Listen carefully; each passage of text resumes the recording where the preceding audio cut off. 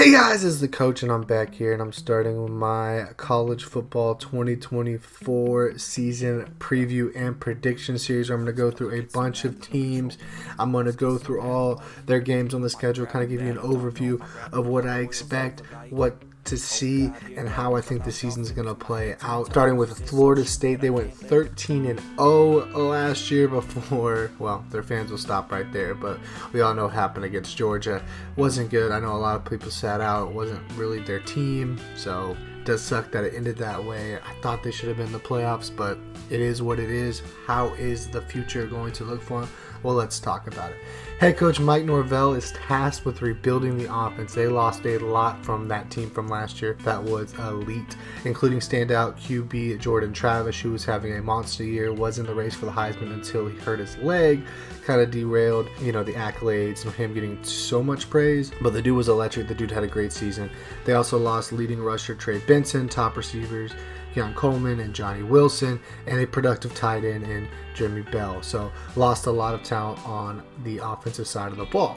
But they are going to fill in the gap here. Florida State brought in a former ACC quarterback and Oregon State graduate transfer, DJ Ungale. I'll just call him DJU. Hopefully I didn't butcher his name. I think I got it right. I don't know. I'm bad with names. Who will bridge the gap between their young quarterbacks. So they got Brock Glenn and they got Luke Kromenhoek to develop. Those guys have talent, but they are definitely not ready to take a team to the playoff. So DJU coming in, stepping in, has 4 years of college football experience, and being able to use his strong arm, use his strengths, and throw the ball down the field is really going to help Florida State be successful this year. They also have a really, really good offensive line. They have 190 combined FBS starts, 123 of which are at Florida State. So their offensive line has experience. Their offensive line has played together for the most part, which is really going to help going forward. Then you throw in returning receivers Kentron Poitier, Ja'Kai Douglas, and Hakeem Williams. All three guys got decent numbers last year and will be key targets. You also throw in transfers Malachi Benson from Alabama, Jalen Brown from LSU. You're going to have a good wide receiver core. Not as elite as last year. You don't have the top end talent, guys that are NFL ready per se, like you did last year with high-end draft picks. But I still think it's a good group overall. The running back group is deep and talented, and I believe better than last year. Even if it lacks a clear standout, the tight end position remains uncertain, so I don't know what we get from that, but I think you have enough in the skills position, and then you throw in that good offensive line that could be elite going into the season and really, really knock things down on the offensive side of the ball. DJU is not going to have to do too much. Defensive side, again, they lost a lot up front to the draft, but defensive coordinator Adam Fuller has a solid core of up-and-coming players ready to step up, including Patrick Payton, Joshua Farmer, DJ Lundry, to name a few.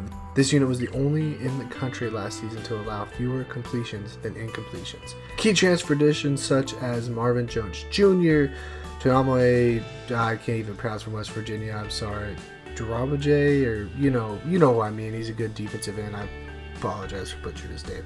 Sono Luhe, probably butchered his name again, but I put it on the screen so you know it early.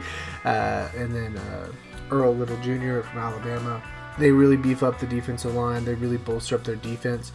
When you add the up-and-comers, you add the experience from the transfer portal, I really think you're going to have a special defense that's going to add towards Florida State and really allow them to be successful this year. So you're probably wondering how I think they're going to do.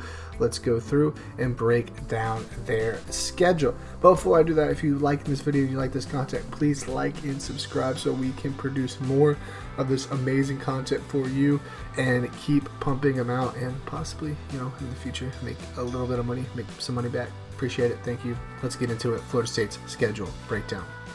All right, starting off with week 0, they are going across the pond to Dublin to play, and they are going to take on Georgia Tech. I think it will be an interesting one for Florida State. I think they're going to win handily, but when you're talking about traveling, you're talking about those kind of weird things, staying in a hotel all the way across the sea, time change, I think this one could be interesting, especially it being a first game. I see it going two ways. I think Florida State either blows out Georgia Tech because they're the more talented team, or it's going to be a super close game where they eke it out. I still see them winning, but this one's going to be a lot more challenging than people think, just because of the weird dynamics of it. All right, next one we have is going into September. We have Boston College on September 2nd. I think Boston College at home should be a nice, easy win. Bill O'Brien and friends are just not ready to take that step, and I think you get a nice, easy win there. Memphis is a sneaky game. This one will be tough. Florida State fans, watch out for Memphis. I think they're the best non-power program in the country, and I think they're going to give you trouble. Luckily, you have it at home, so I think you get the win, but that could be an upset if you don't take care of business. California at home, I think you win that one. Send them back all the way across to the Pacific Ocean with an L. Then they go to the road to SMU from Texas. They are just trying to get themselves into Big Boy Conference. They're not ready for the Big Boy Conference, and I think you get a win there. So that's a nice, good start to the season. As we head to October, that's when things get really interesting, as you have Clemson, Duke, and Miami all that month. And I think Clemson's going to be a tough one. Clemson's always a tough one. But Dabo did not use the transfer portal, and I think it's going to hurt Dabo. And I think y'all get the win, especially since y'all are at home. Then you go on the road at Duke. Duke's not the same team they were last year. I think you win that one easily. Then you go on the road to Miami. It's a rivalry game. I think Miami's going to be really, really good this year. And Florida State fans are going to hate me in the comments, but I think Miami gets you this one, and they beat you. I think it's going to be a really good game. I think it could be a really exciting game. I think it could be the college game day game of the week and have all the festivities and be the biggest game in the country that week. And I think Miami gets the job done. They beat you, they upset you, whatever it is, and they give you your first loss of the season. Then we move on to November. You're probably upset with me now, Florida State fans. I'm sure a lot of them have already clicked off. But you go to November, I think you take care of business. You beat North Carolina on November 2nd. And then on November 9th, you go and play Notre Dame. You have them at home, but I see you losing. I think Notre Dame's really, really good this year. And I just think Florida State takes a little bit of step back from their team last year. I think Notre Dame beats you. It's going to be close. I see this one like a 26-23 game. Notre Dame pulls it out. They get the win. Tough loss. Then you get Charleston Southern, which would be a nice, easy win.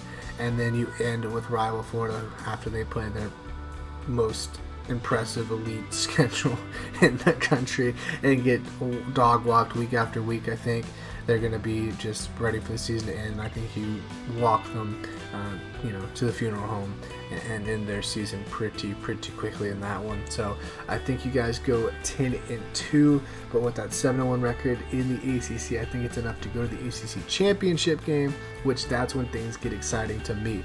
I think Florida State gets Miami in the ACC championship game, and I think you guys get your revenge. You beat them in the ACC championship game. I think you split for the season. That's what just my feeling. I think Florida State, Miami are very similar talent-wise this year.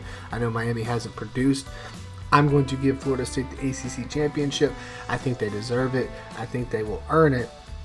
And I think Miami just comes up a little bit short. Watch out for Clemson and watch out for North Carolina State. Both those programs will have to say when it plays out on the football field. But I'm going to give Florida State my ACC championship, which means they are going to be playoff bound. The committee cannot tell you no this time, Florida State. So Florida State parents are probably happy about that one. Let me know in the comments down below. Do you agree, disagree with me? What games did I get right? What games did I get wrong? Let me know. I'm excited for all the hate, all the love, and all the crazy comments. So until next time, peace.